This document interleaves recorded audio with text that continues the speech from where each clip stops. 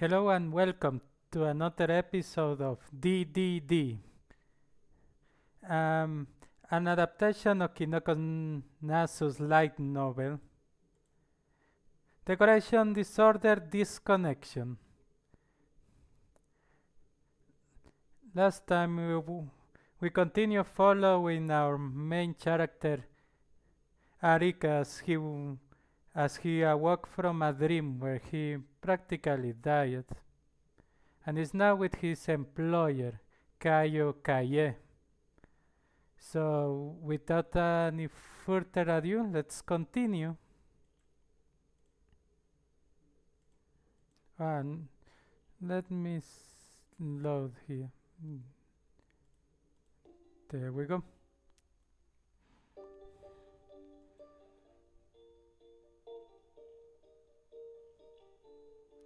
Oh yeah, what a riot. Depending on, depending on how I think about it, I've been violated for 2 hours. You sadistic blank and your twisted denial play. You better give me compensation if you don't want to get sued. 2 hour rest. So going by the Love Hotel conversion rate, that's 500 yen. Wait. 500 yen for 2 hours worth of human dignity, expensive or cheap? I guess it's expensive. Not really something you could put a price on. I should be the one saying that, Arika. Your day hours are running on my money. I can use it however I want, and you're obligated to meet the expectations of me, the employer. But even then, you won't talk to me. So naturally, I do have the right to pass time analyzing your sleep talk. He hums and turns away his face, looking disgruntled. How to pass time? That was the predicament of the life of Kario Kaye. He can leave this room? No. He can't even get up from the bed without help. There's a simple reason for that. All of Kaye's limbs are artificial. God is cruel. After all, he not only gave Kaye a face that couldn't be any prettier, he gave him a body that couldn't be any more restricting. If I became an evil robot by losing only my left arm, then limbless Kaye is the leader of the forces of darkness. My job is to attach his prosthetics in the morning and take them off in the evening. I'm paying for 80% of my living expenses with this. I mean, it's great that it's a job that even a one-armed guy could do, but something about this feels unhealthy and wrong. Taking money from a kid that can't move by himself? That's worse than being a gigolo. Then again, this leader of the forces of darkness was born in a wealthy family, and him paying me was something of a pastime to him, apparently. Kaye himself isn't going to have any problem with any of the basic necessities for the rest of his life. Plus, he's got a prosthetics that fit him perfectly. As long as he wears them, he can do most things. On the first day of work, he just leisurely walked to the bathroom with his prosthetic legs. Yep, that's Kaye-chan, the rich kid with the awesome prosthetics, but performance and comfort are two different things. Seems that no matter what, prosthetics just don't go well with Kaye. So most of the time he's lying on the bed like he is now. Yeah, prosthetics are at any rate stifling and painful. Kaye only has his left leg and right arm on at the moment, probably because he's not in good shape today, meaning that I proved the corner of the room. Found it. The black dog crouching at the corner of the room has the appearance of a monster from a picture book, with no eyes at birth.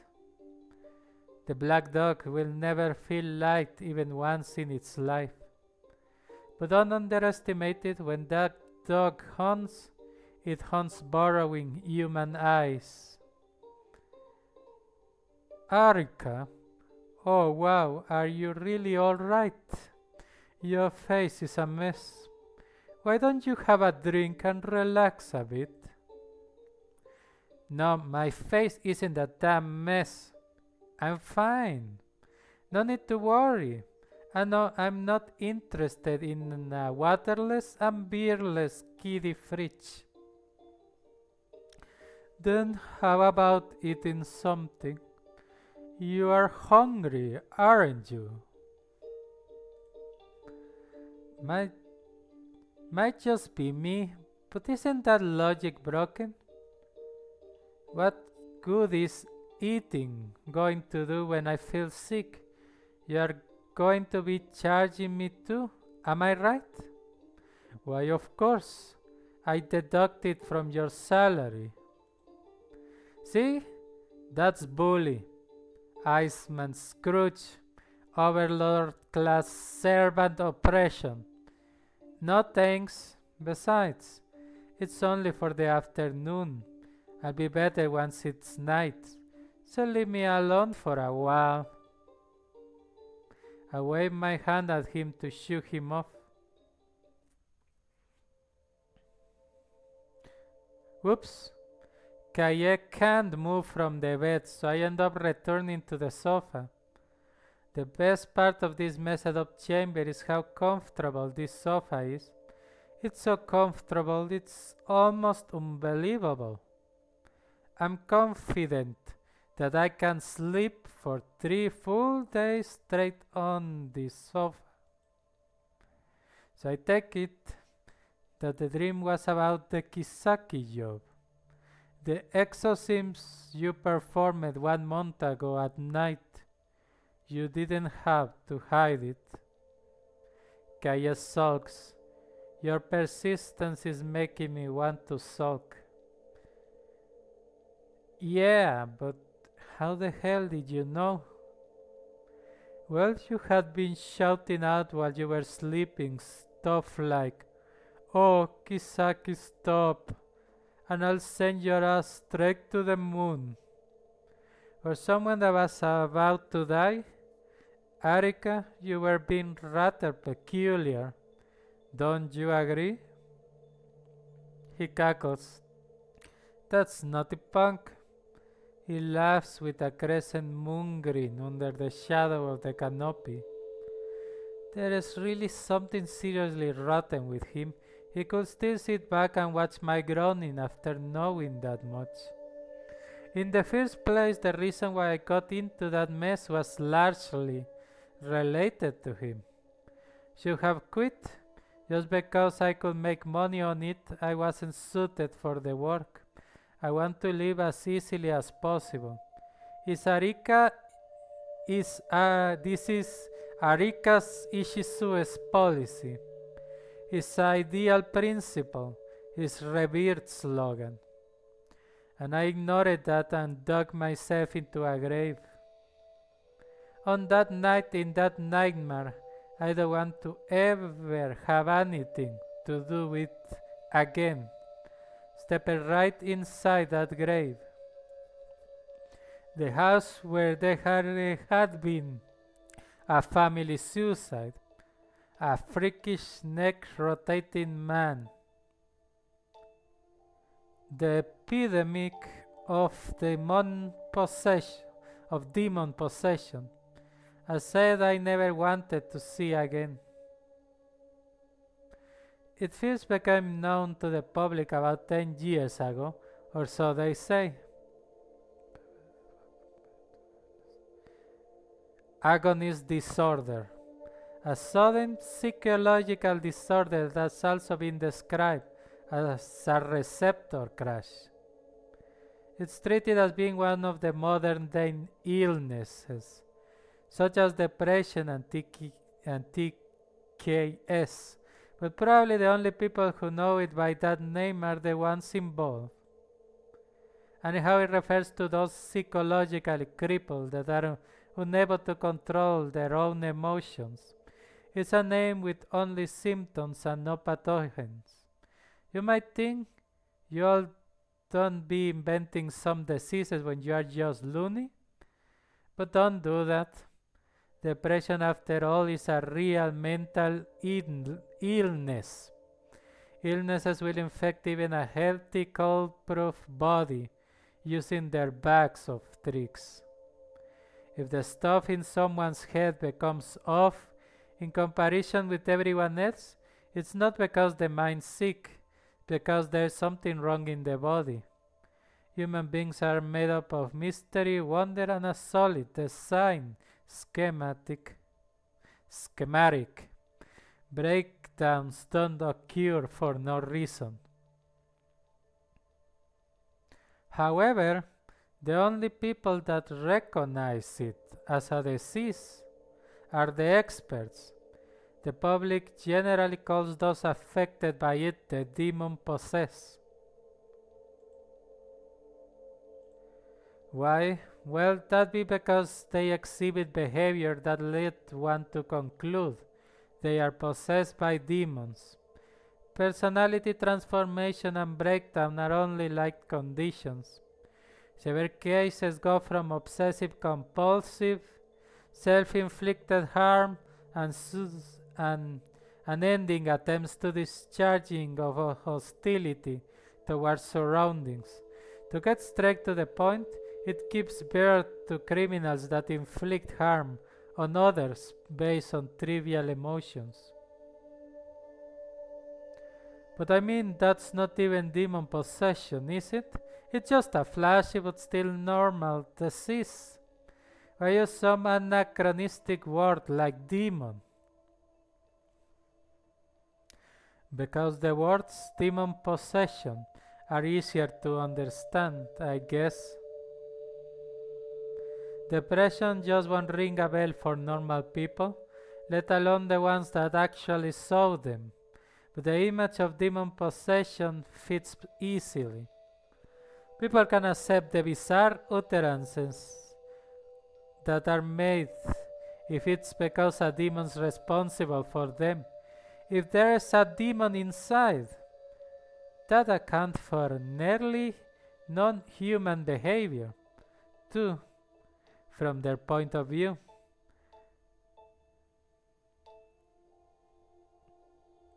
Still, ego transference to an artificial personality coming from that type of possession state died out a long time ago.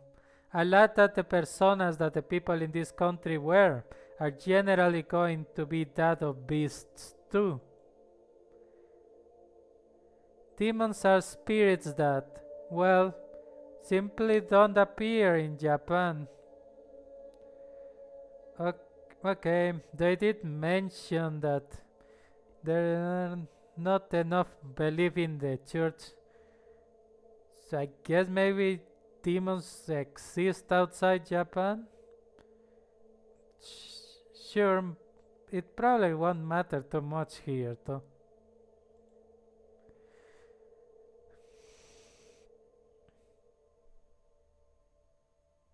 Yeah, demon possession was originally nonsense talk from our pals outside this island. This island. Their works on the basis of 1 to 6 billion, with Team God getting the absolute advantage. In turn of the century Japan, demons are a concept that can only live in a religion with just one God. Pathetic. If they have to use something, they could have picked Inugami possession, more familiar and more established. That's my opinion on it.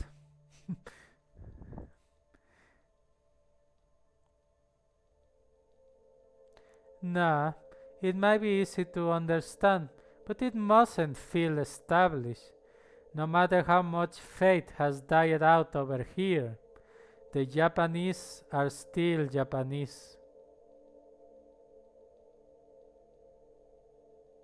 We are going to be sensitive to the words beast possession in one way or another, but with demon possession, it's more distant, more game-like. Wouldn't you think that it'd be both strangely realistic as well as boring if it was only a disease had already been in this country? I guess it's like using a loan word. It's cooler if it's not Japanese. So what? Demon possession is more convenient for us? Yes, yes. That's why I think the demon possession that's going around is a modern day sickness. There's an ending in sight, but since it isn't coming at all, everybody's building up a lot of stress.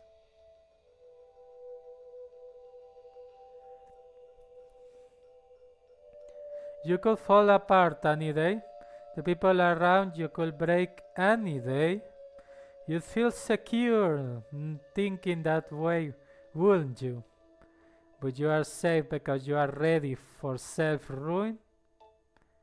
I guess people are numbing themselves with a defensive screen that's giving them that kind of mistaken thinking. It's the current fad to become obtuse, along with everybody else. The words demon possession are just being used by that tithe. Just as the name suggests, it's the perfect sacrifice to lay the blame. Self-poisoning, self-generation, self-ruin. Huh. Oh, you precocious little punk. If that's true, then demon possession is only a phenomenon and not even a sickness. You make it sound like it'll be replaced by a new fad word after a year. But the big problem isn't that theoretical. It's that it causes real harm. Demon possession does exist. The people that have it really are mentally ill, and they are superhumans, like Isaki that threw away their humanity. These last few years, the number of abnormal crimes has been increasing. Most of the time, these incidents are passed off as being just another demon possession crime. But among these, only around 100 people were processed as crimes by the demon possessed. This doesn't account for even 10% of the total number of abnormal crimes. That's why you mix 10 truths and 100 lies into 100 lies. Do that and both of them become lies. And there are a lot of typos in this game, but it's fine. We just have to make do. Well said.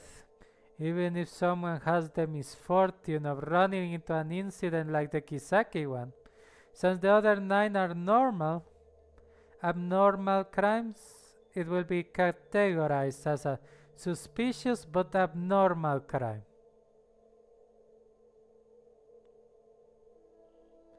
The public might be aware of demon possessions, but they are totally unaware under the real meaning of what demon possession is.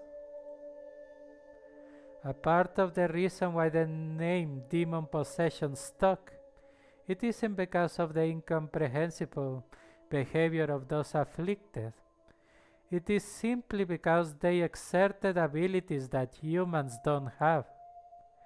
They are things that don't escape from the realm of delusions, as well as things that are treated on the same level as mental defects. However, there are cases where it crosses that line and becomes superhuman. Like, say, a human that doesn't die when he rotates his head, and on top of that hurts other people. Which I suppose it is natural for people to think that's impossible, unless a contract with the devil's been made.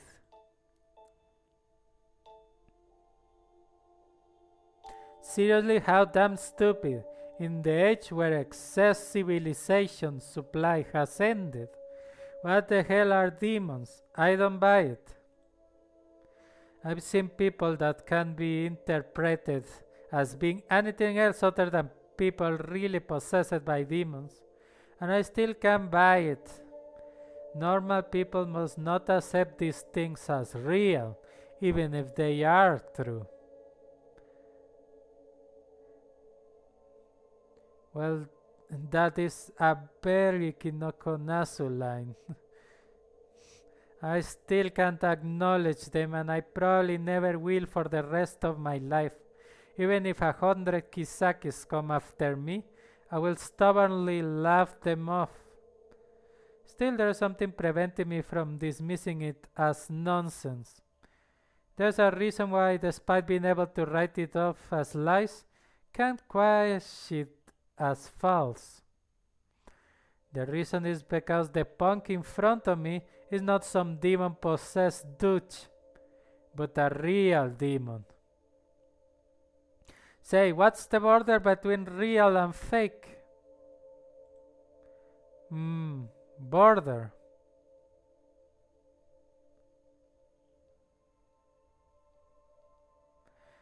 I'm talking about demon possession. The difference between someone that's really possessed and someone that isn't. The difference between a normal sickness and an abnormal sickness. I recall that incident a month ago at that house, 3 buildings away from mine. The neck cramp. The neck cramp I got from sleeping the wrong way aches. Yeah, that's how I'd finish that anyway. You mean whether that's what's possessing them is real or not? No, not that. I had enough of the demonology sermon. I don't care about the truth of the current demon epidemic. I'm asking why people get possessed by demons. Huh. How do? It should be obvious. Whether real or fake, a demon's going to possess a particular type of person. Those guys have been fond of the emotional weak for quite the time. Excuse me? Don't you have that backwards? Your mind gets sick after you get demon's possession. Didn't you say that demon possession is an illness? Look, if you put real thought to it, you will get it. An epidemic infects people with low immunity, yes? The physically weak or the physically unfit are easily susceptible to external illnesses. If the body works that way, then so does the mind. Arika, when it comes down to it, you are a kind person. I know you can't tolerate it when the weak are pushed around for being weak. But this is a fact. Demons only possess people that had already been weak. He says this with a smug face. What I hate about him is this part. Just quit it with the character beautification. What? You're saying demon possession is their own fault? Not even counting physical build and fitness. People with a fundamental personality weakness are bound to become possessed? Yes, weak people will be hit by demon possession, but that isn't because they are emotionally weak, but rather the environment around them has weakened. Even if the heart lies in the inside. It fluctuates according to external factors. Family issues, relationship with friends, the other, evaluation of self in society. If the footing is poison, naturally, the person standing on it will also be infected. The mind then becomes sick and that person becomes unable to adapt to normal society. This is an example of the environment not being built by us, but changing us. And taking off advantage of that, the supernatural infests the just weakened mind. You see, the concept of demons is the affirmation of weakness. They are using that weakness as a breeding ground. So they are going to be fostering that weakness with all their might. They'll completely destroy the host's sociality, something they had merely lost sight of. Let's say that there's someone who says he can't continue living without his girlfriend. This is just a preventive measure to deal with their pessimism. But with demon possession, they'll actually commit their end. I'm sad, so I want to die, but I'm scared of death. That's the balance of a normal person. But these people are different. I've had enough of feeling sad, so I have to die. There's a total lack of fear of the future. The really scary people are the ones that no longer care about their past and future and can only see the present. Can only see the present, huh? If people don't think about tomorrow, that leaves everything up for grabs. If there is only a today, then it's fine to do anything in the present.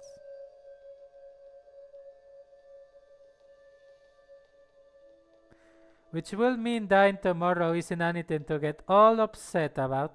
If there's anything they are scared of, it's being anything but what they are in the present. So while us normal people have hesitation towards dying and anger at living, they are the opposite? Yes, that's right. For people with nothing but the present, it's as if they just been born. They'll feel that everything around them is tinged with uncertainty. It's not as if they can put the brakes on their emotions. People with emotional wounds, people that are liable to be possessed by concepts, are living beings that really can go on living without a rule they judge for themselves.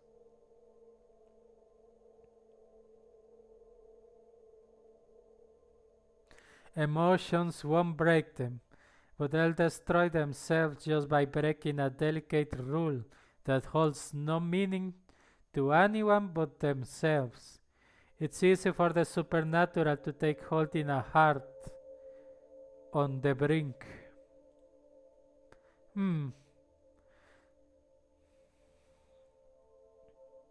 The hell, after coming up with that kind of stupid rule, they get possessed by a demon when they break it, then turn into mass murderers? Give me a break. If you want to die, die by your damn self. Don't take your friends and family with you. Damn stupid. So what if it amounts to is the whining of the socially inept? Right. No way in hell I can figure that out. Like hell am I ever going to understand the feelings of some flake that gets driven into a corner by that kind of garbage?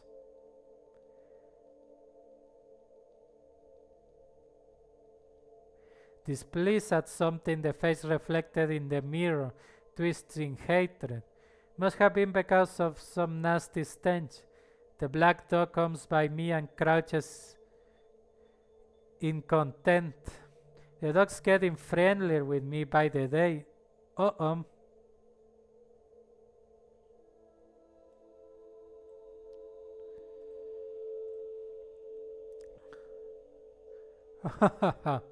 Of course you wouldn't.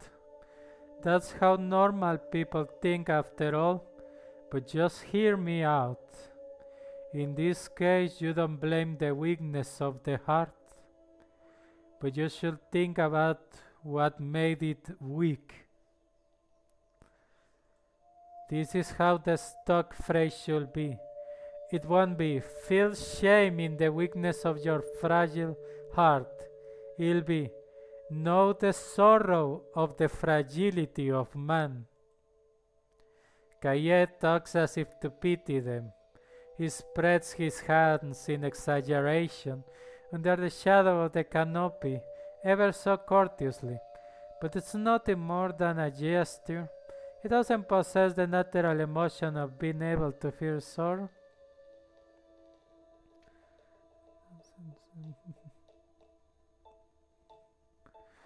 But I understood what he was saying in a way. Let's say, there's this guy who was hopelessly afraid of tap water and thought he'd die if he drank it. Out of some mistake, he accidentally drinks the tap water and then commits the rent, even though nothing unusual happened to his body, saying that's weak is the vanity of the strong. After all, I don't have the courage to die just from drinking water.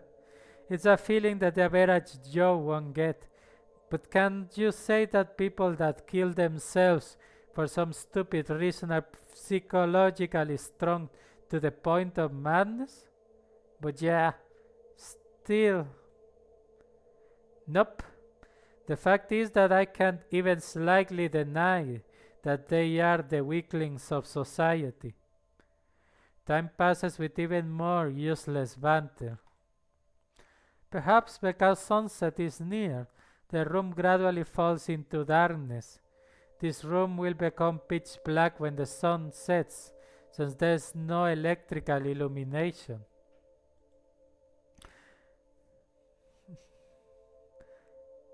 Lovely. The sun and the moon are the only sources of light.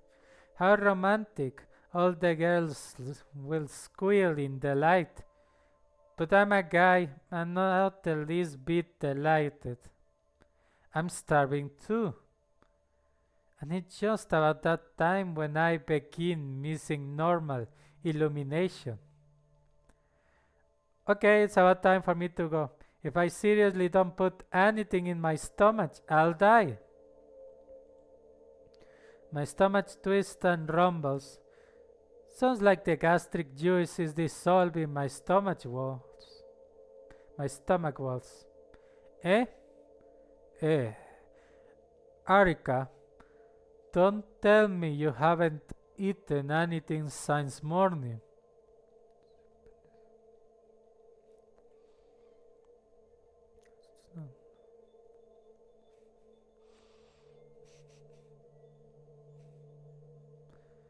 You didn't see me eating today, did you? And it's more like I haven't eaten since last night.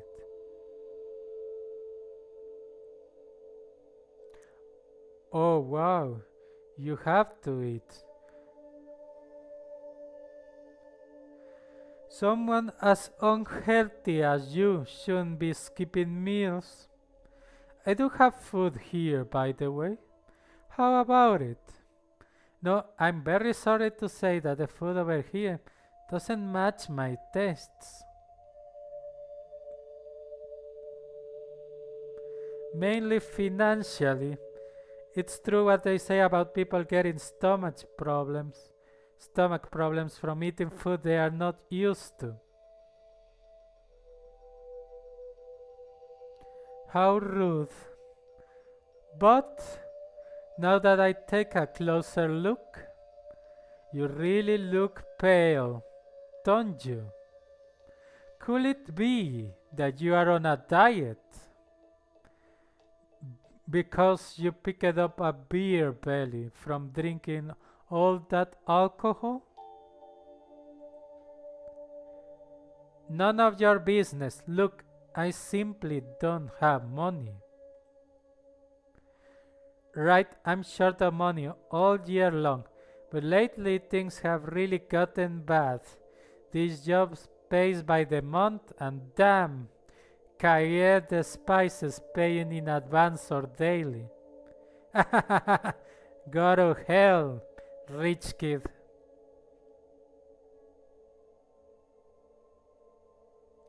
Oh, is that it? If you have no money, just work. I'm fine with you working outside that day, as long as you dismount my prosthetics. So why not try it? There's no place that will hire me. Warm arm only, brainless, mm, and for manual labor? Can you actually imagine that? Yes, I can. There's work that only you can do, Arika.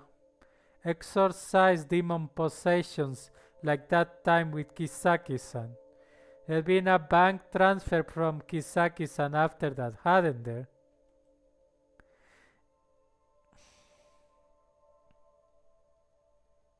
Yeah, but that's being confiscated by Mato-san. Something about not taking money from volunteer work. Still, Kisaki-san's fortune had already been used up in repaying his debt, and now I remember, after I exorcised that demon from Kisaki-san, he thanked me while bemoaning that I should have killed him.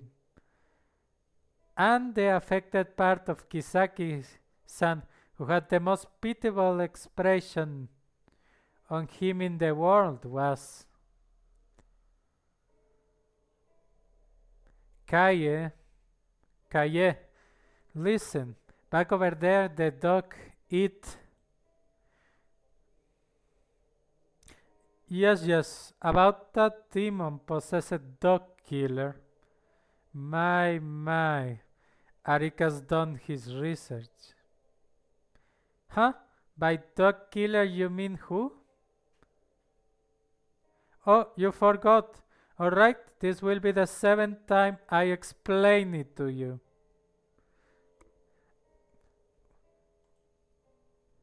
Since a month ago, there's been somebody out there catching and killing dogs and cats.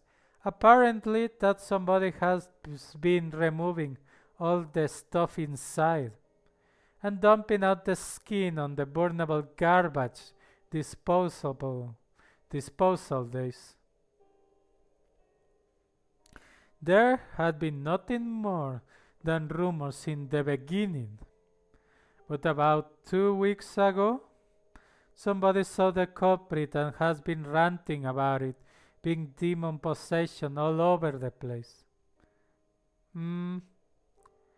I take out the memo pad from my pocket. Checking 2 weeks ago, the last week of September, scribbling is the usual, nothing big. I don't know anything about that. But what dog killing? That's sort of archaic. There aren't any stray dogs even in the back alleys. If there are any, they'd be up in the mountain valleys or out in the country.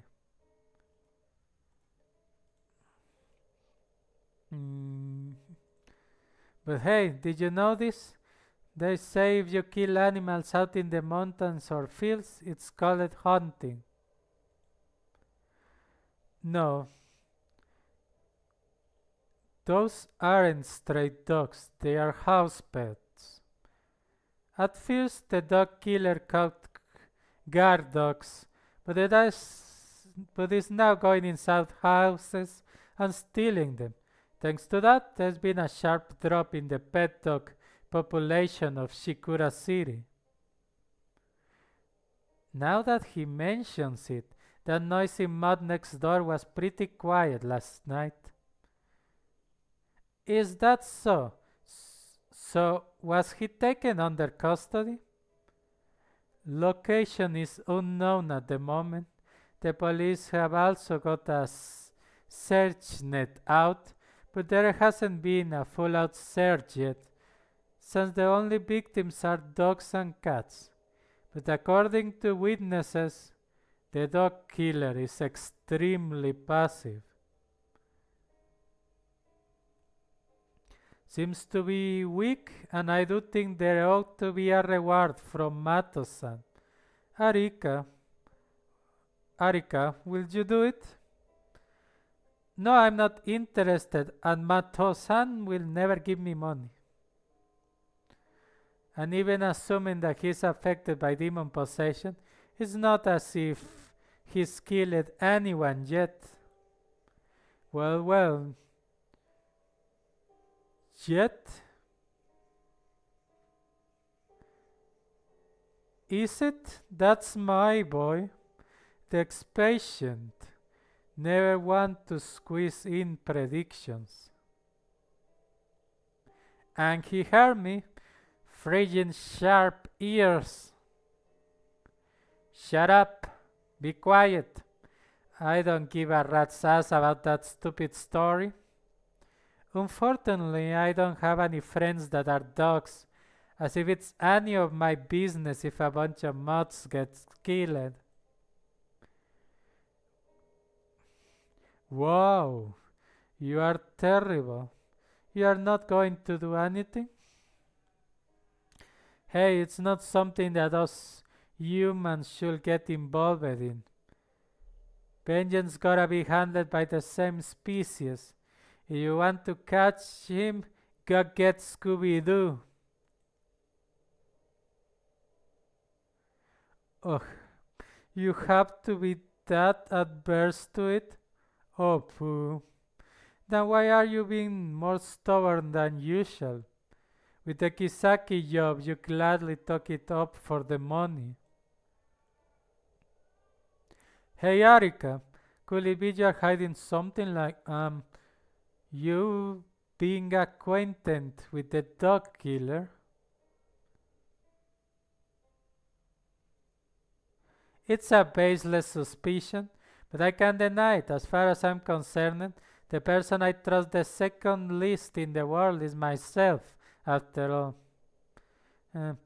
I don't think Arika has amnesia or anything, but he does seem to have some kind of memory issue.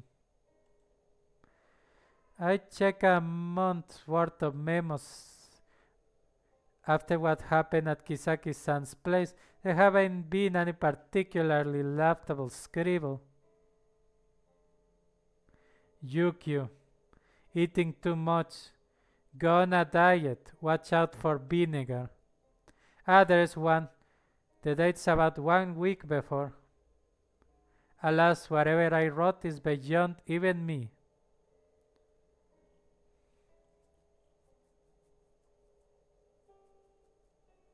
Kaye has his finger in his mouth, as if he wants me to show it to him. But this secret notebook is off limits to human eyes. Can show it to you, or even if you offer me that mysterious finger articulating arm.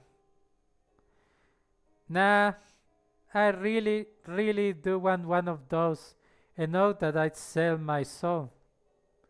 Well, do you know the person? I told you, no. Don't ask stuff about me to me, and no more stupid demon possession talk.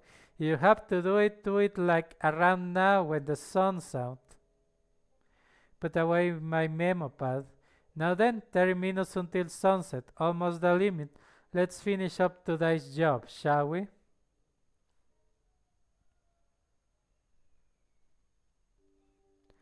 I'll see you tomorrow morning. Sent off with the usual stock phrase. I exit the chamber. I shut the door securely, then pass through the narrow stone hallway and walk up the stairs. I rise up by 4 meters and open the door at the end, at last returning to the surface. In the forest the sun had already fallen, and the area was covered in bottomless darkness. Caillet's underground chamber is in the forest.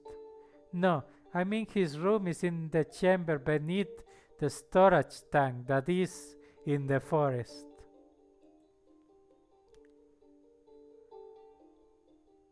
The storage tank looked like a castle wall. It'd been enclosed by walls high enough that I have to look up. At a glance, it's an enormous 10 square meter cube. It may be a strange object, but it's still an emergency water tank next to a single tall lamp. The concrete cube illuminated by the lamp, no matter how I look at it, looked more like a spaceship than a water tank. A sight is bizarre to be listed in a tourist sightseeing maps, but nobody even talks about it. Doesn't even seem like the people in the city government know it exists. Maybe the veterans over at the fire department know about it as part of Shikura City trivia, but I doubt that wisdom is going to include knowing there's something underneath the tank.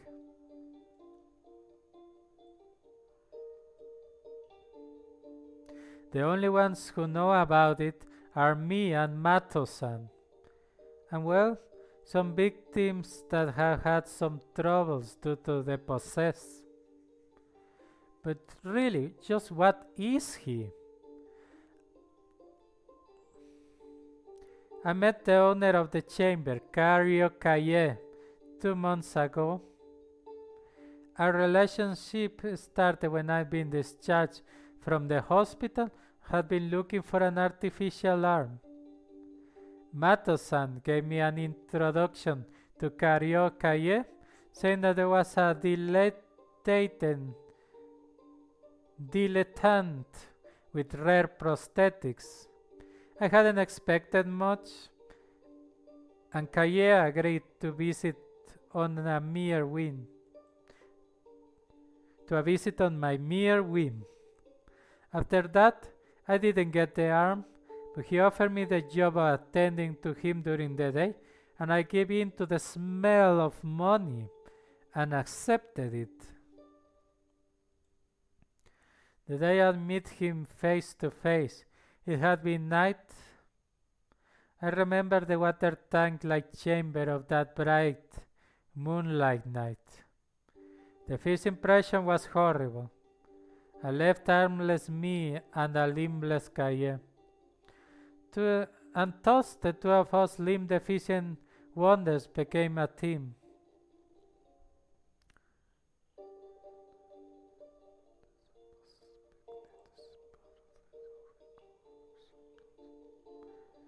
Our first encounter was anything but that. There was a void of any feeling of kinship. The moment I laid eyes on him, I really felt like vomiting. Don't get involved with him. The creature in front of you is different from anything else you've seen before, or so the boiling of the blood through my body was telling me. He doesn't have any arms or legs, you know. That's painful. In looking at something painful uses up stamina. This is me, the guy whose new motto in life ever since he was discharged was that I wanted to live as easily as possible. I didn't want to become friends with someone that would make me tired just by being near me. But despite that, Arika still came every day, period. Really, what made me take this job? A possible reason will be the money. Probably Kaye's proposal was appealing. The work was easy and I couldn't complain about the salary. 200,000 yen a month for just attaching and detaching limbs daily is too good to be true. I've been told by my heartless underclassmen that I'm living like a gigolo, but it's true indeed. This neck of mine has got a collar, call it a salary. I walked for around 10 minutes and reached the road. Even if it's a forest, it isn't that big. Size is about the same as the grounds of a college. Give 1 hour, I could circle it. The light of civilization is far, even once I'm out of the forest. More than half of the town is made up of fields and mountains. No matter how much money gets invested in the station front, it's still a town out in the country, 2 hours away by commuter express from the urban center. Get 5 kilometers away from the station, you can be a part of nature, like I am now. Worst environment for mother kids to lock themselves up in their rooms. Kaya's room is underground, so radio waves and mobile phones won't connect. Its only means of communication is a black telephone that lies somewhere in that underground chamber. Oh, speaking of telephones, check. No mail, no calls. The time is exactly 7 p.m. Yep, I have a perfectly missed the bus. There's a small bus stop on the highway right out from the forest, but the last bus is at 6 p.m., 5 kilometers from here to Shikurasaka, plus 2 kilometers to get down to the station front, making for one long trip. This is going to hit my empty stomach hard. Work more and city bus.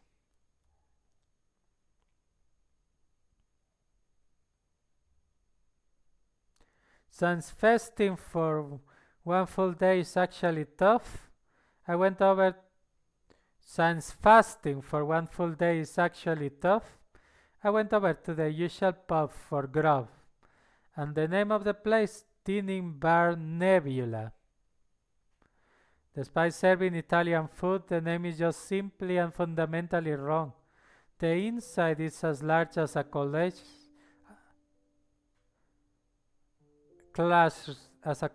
classroom and is crammed with tables. No other pub can beat its frantic, bustling, and lousy atmosphere. The 40 tables are almost at full. Ages go from 16 to over 30, and the pub interior is a clutter of alcohol, cigarettes, and chit-chat. So in the middle of that chaos, there was this one person that looks at me, the new entry, and instantly raises her ears. Gee.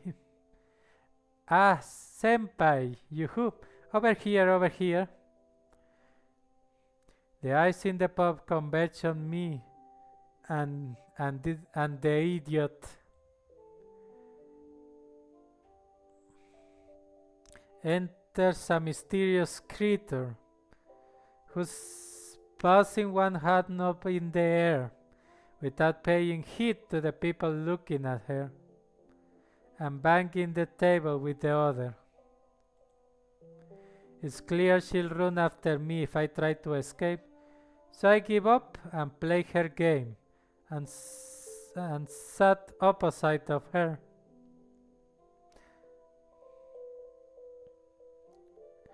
Well, I think this will be a good place to leave it for now.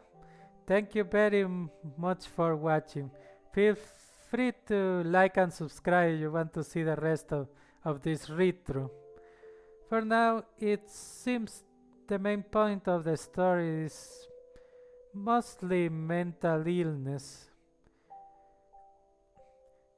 But at least it seems to be handling it fairly well.